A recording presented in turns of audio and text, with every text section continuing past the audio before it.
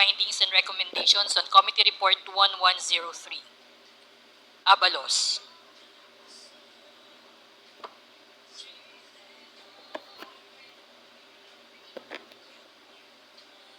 Advincula.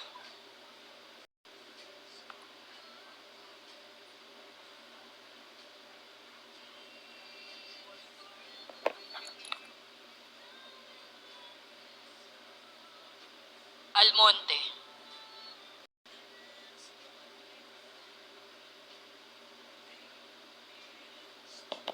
Alvarez Jose.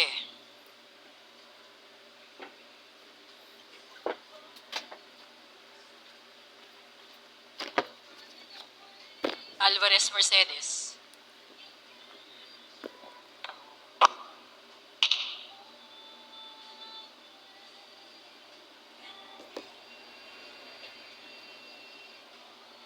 Alvarez Pantaleon. Amante. Angara.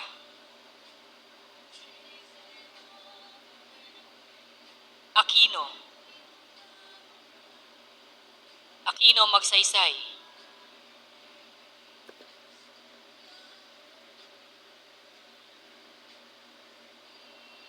Arbison.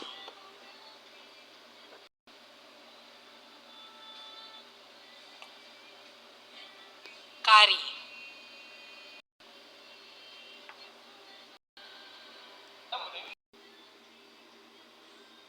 In the affirmative, 5 against, 7 abstentions.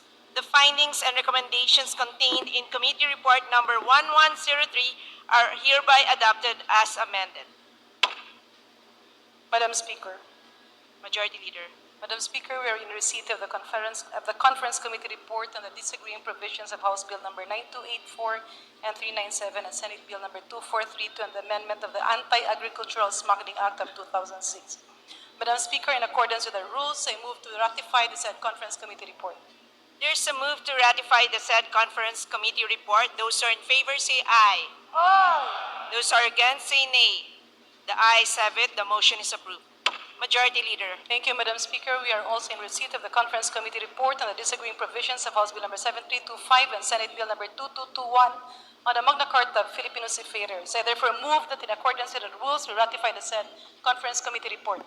There's a move to ratify the said Conference Committee report. Those are in favor say aye. Aye. Those are against say nay.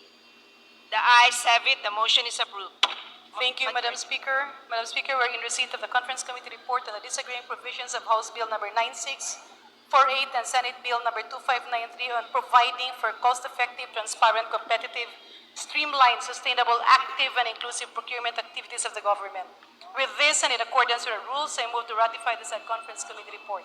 There's a motion to ratify the said Conference Committee report. Those who are in favor say aye. Those who are against say nay. The ayes have it. The motion is approved.